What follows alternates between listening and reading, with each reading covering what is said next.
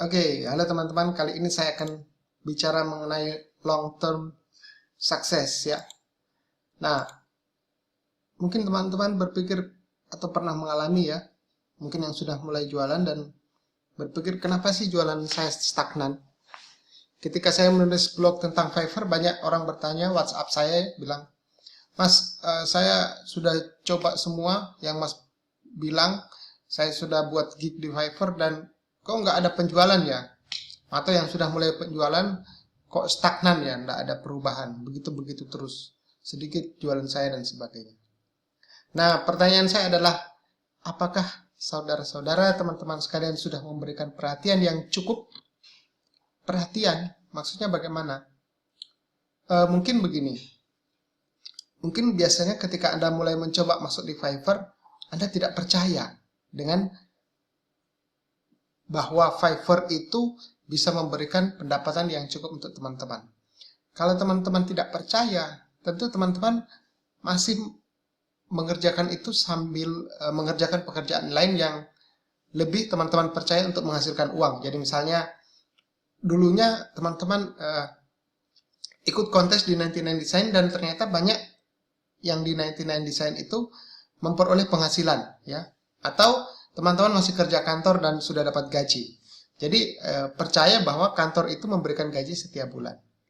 Nah, ketika teman-teman masuk di Fiverr, itu teman-teman tidak percaya apakah, masih setengah-setengah percaya ya, apakah Fiverr bisa menghasilkan uang. Karena apa? Karena Fiverr itu tidak memberikan gaji yang pasti. Bisa sedikit, bisa banyak sekali tergantung keadaan teman-teman.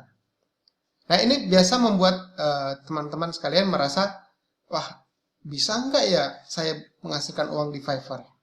Nah, ketika di antara bisa dan tidak ini, teman-teman tidak memberikan perhatian yang cukup. Ketika sudah membuat gig dan lain-lain, ketika teman-teman sudah rasa cukup, pasang begitu kok nggak ada orderan, ya kayaknya Fiverr ini memang sedikit sih uangnya. Nah, padahal apa? Padahal teman-teman kurang memberikan perhatian yang cukup. Nah, perhatian yang cukup itu apa? Perhatian itu cukup adalah mengerjakan tugas tak berduit yang diperlukan untuk bertumbuh. Ketika teman-teman baru pertama kali masuk di Fiverr, teman-teman harus mau mengerjakan tugas yang tak berduit.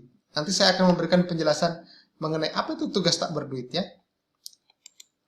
Oke, kemudian yang ketiga, teman-teman mungkin tidak melakukan eksperimen dengan gig. Jadi mungkin gignya tidak dirubah, tidak melakukan riset dengan gig tetangga ya, atau gig yang sudah sukses. Kemudian tidak merubah misalnya profile, tidak merubah strategi dan sebagainya.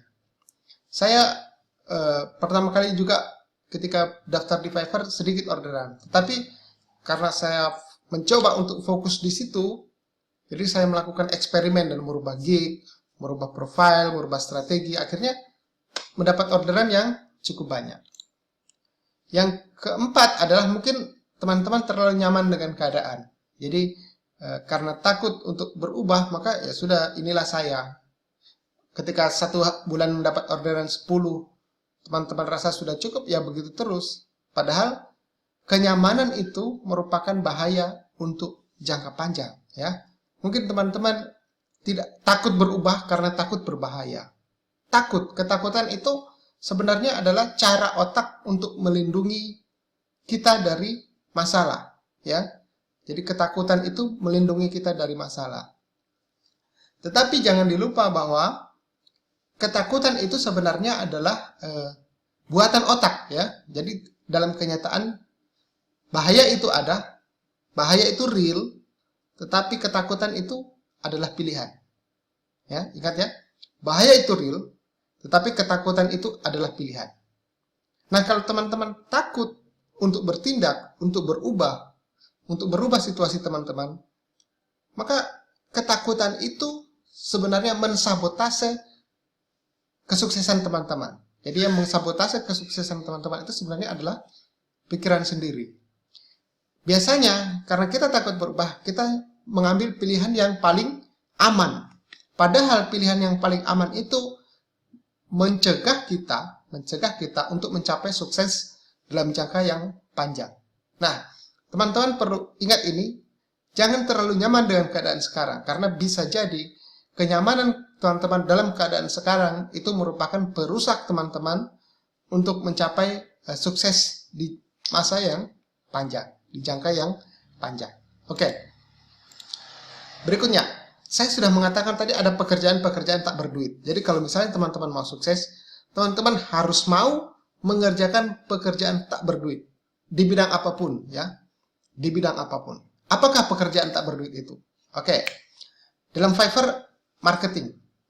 Jadi ketika teman-teman melakukan marketing, membuat blog post tentang gig teman-teman, men-sharingkan sosial media, iklan, Instagram marketing, Pinterest marketing, dan sebagainya, teman-teman merasa itu pekerjaan tak berduit.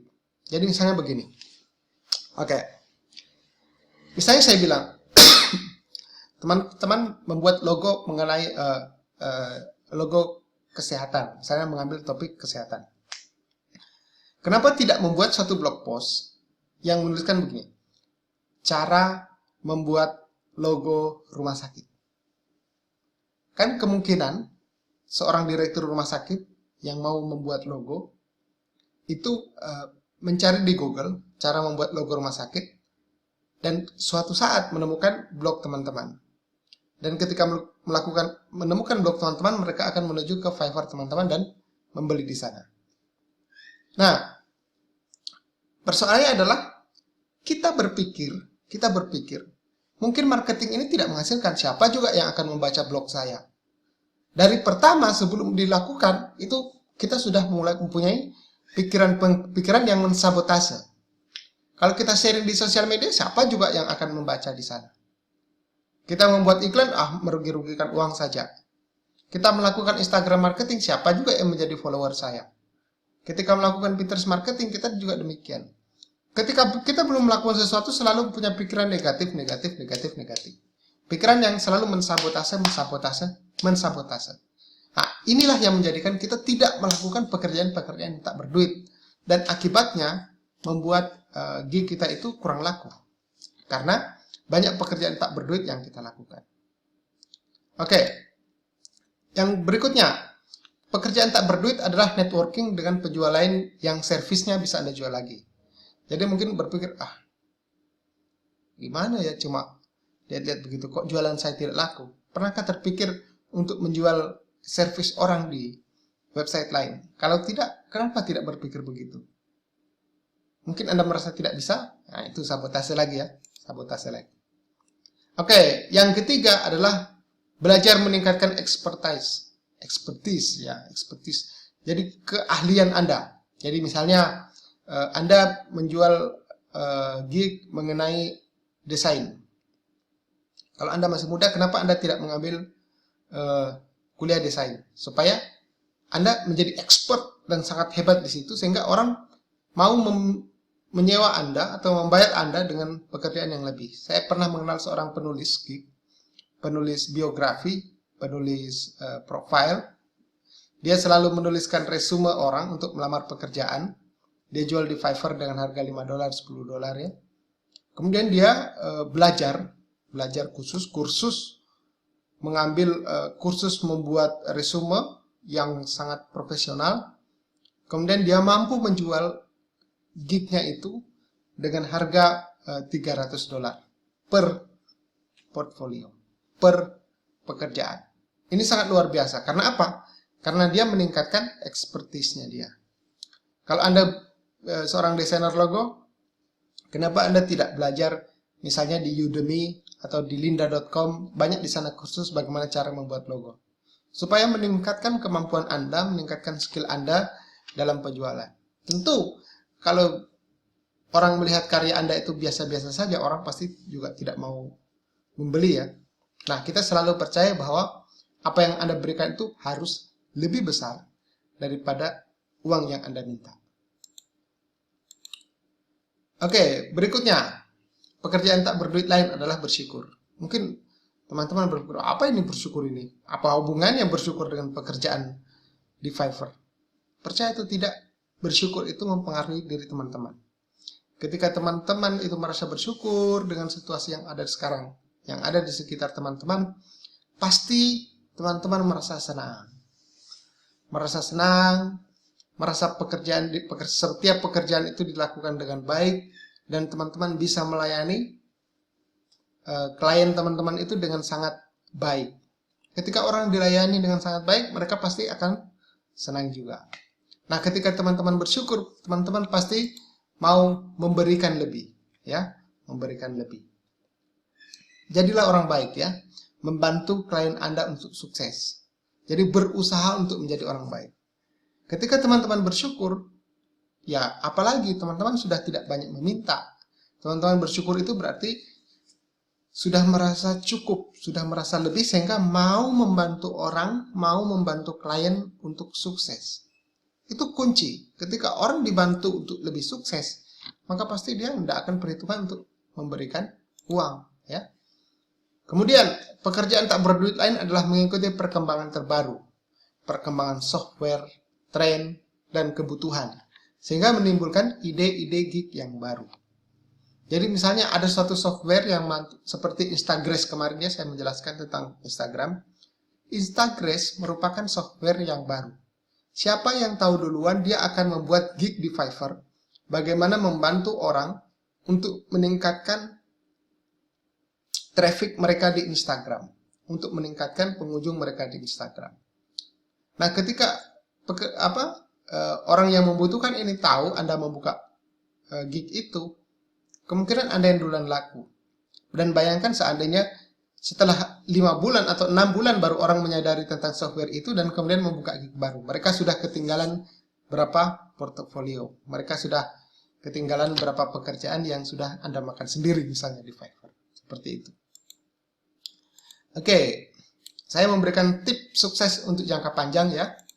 Yang pertama, ketahui apa yang Anda inginkan, ya. Ketahui, yang paling penting itu Anda tahu apa yang inginkan.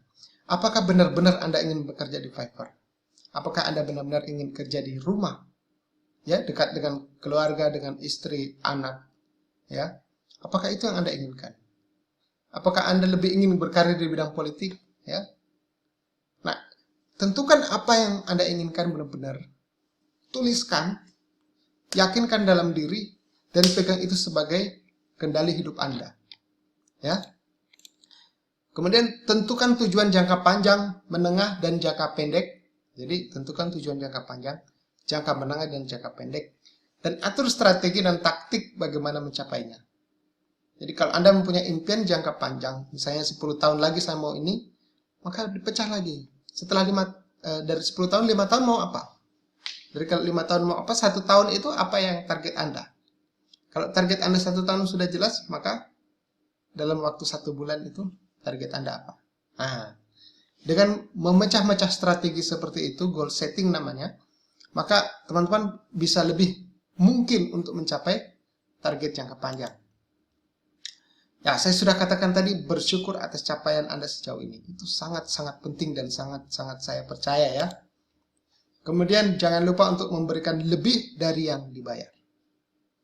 Berikan lebih dari yang dibayar.